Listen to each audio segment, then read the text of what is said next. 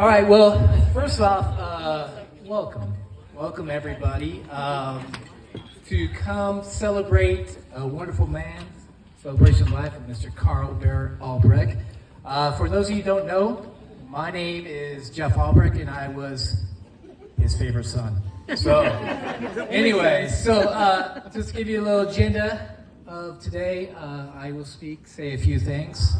Then Mr. Fred Harrison will be speaking, and then followed up by Pudge, my little sister, Jill, and then Julie will finish it up, and then we will open it up if anybody wants to share.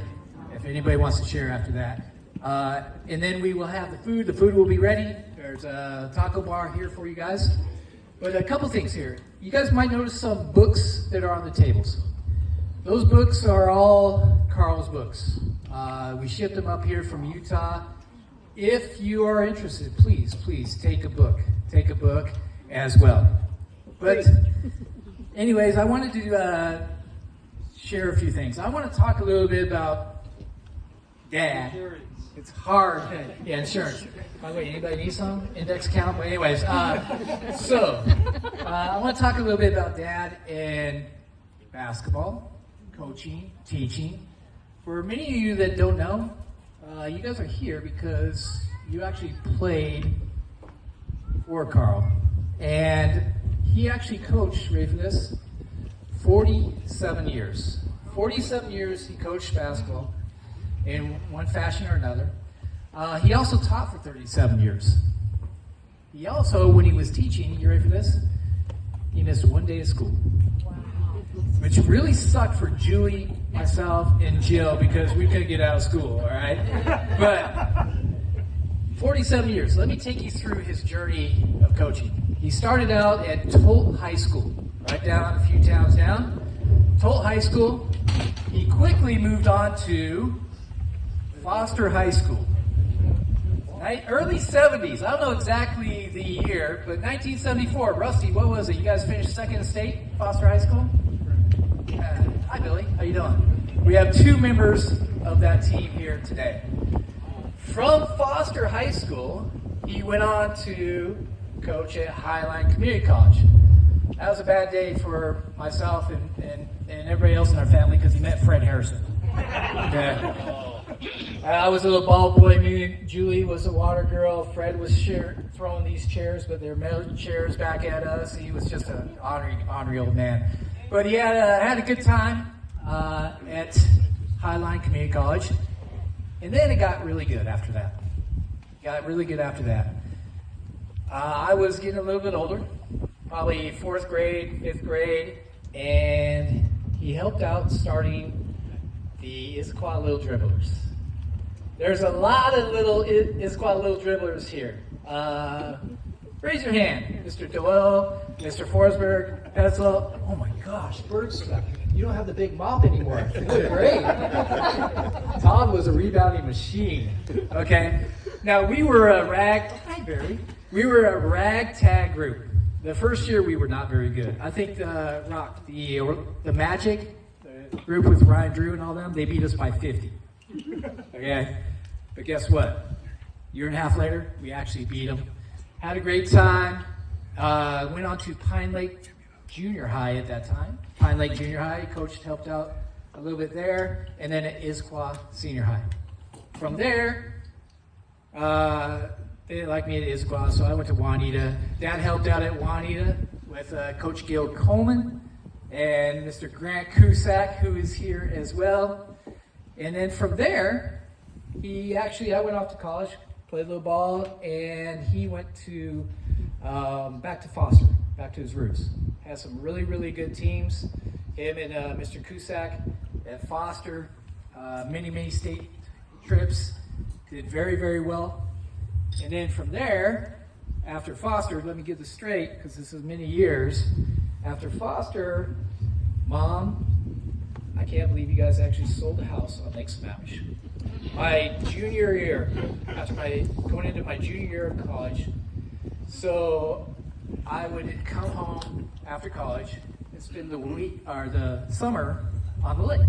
You mean we both would? Yeah. He's my college roommate there. would spend the time on the lake. Well, I came home, and Mom said, you can't stay here. I said, well, what do you mean, can't stay here? We sold the house. We're selling the house, so ship your ass back to Ellensburg and buck some hay. So that's what I did. I spent my time in Ellensburg bucking hay. One day he said, pay rent, right? Rent was $97 a month at that time. So at that time he moved to Cleon. And then he helped out at Cleon. And from there, he actually went to Central Washington University and helped coach. Well, I want to say he had the time of his life. He coached with Spar and G-Man, and he would talk to me all the time about Central. And Central was really, really good at that time. Mr. Boast, Mr. Penn, you guys, to this day, I'll tell you this, Matt, he said if you didn't get hurt, you guys would have won it, so he's still ticked off at you. But anyways, you guys had some really, really, really good years, and he has some really, really good years. And he enjoyed that time over at Central. And then, Mom and Dad picked up and moved again. Someplace called St. George, Utah. St. George, Utah. I'm like, they were thinking about going to Palm Springs or Henderson, Nevada. I was all excited, and then they said, St. George, Utah. I was like, where the hell is that? But anyways, when he was there, he got involved in helping out with a lot of the kids that were in the church there. And of course, he wasn't coaching, but he actually helped them out and worked with them one-on-one. 47 years, ladies and gentlemen, 47 years. It was really, really a great ride. And what was really special for me is when Dad passed January 31st of this year, obviously we made the post on Facebook. I got a lot of messages, private messages, a lot of phone calls, a lot of text messages of everybody sharing what Karl Albrecht meant to them. And there's too many to share today, but it really overwhelmed myself. And I'm not an emotional guy. I'm really not. But it meant a lot. And what Karl did for you, imagine doing for me growing up for the last 53 years, 54 now, but 53 years of what he taught me. You guys think you're fortunate. I was extremely fortunate. I think I am truly blessed to call Karl my dad, and the life lessons and the person that he's molded me into. But before I get too soft and all these things, because he'd get pissed off at me right now, I want to share a little story about Karl before I turn it over to Fred. Back in 2001, I was coaching at Highline Community College. I was an assistant there, and I was at 97, 98, Joe, 98, 99, whatever. We won back-to-back NWACs as an assistant coach. Karl actually helped as well at that time. But back in 2001, it was my third year as a head coach. And I had three foster bulldogs on my team. Darnell Lyons, Yusuf Aziz, and Adam Aziz. I also had two Cleon guys on my team. Ross Roundelin and Nick McClain. And of course, Rock was helping me coach, and Fred was helping me coach. And we actually ended up winning the NWAC title that year. Third one in 6 years, not too shabby.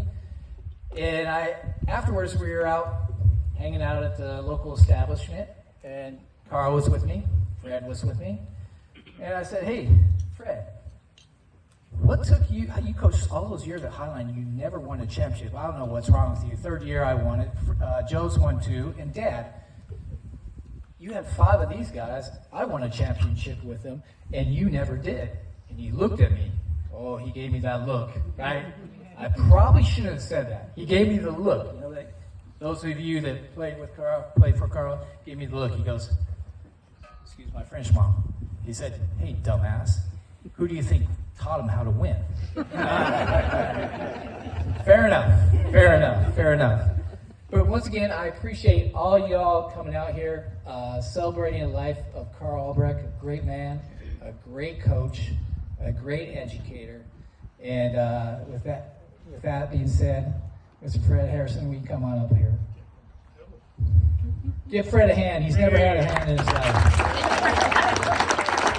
Most people don't like him. We just allowed him to talk for charity. By the way, John Groeschel, right now, if Carl was here, he'd be like, take that shirt off right now. He'd say, take that shirt off right now.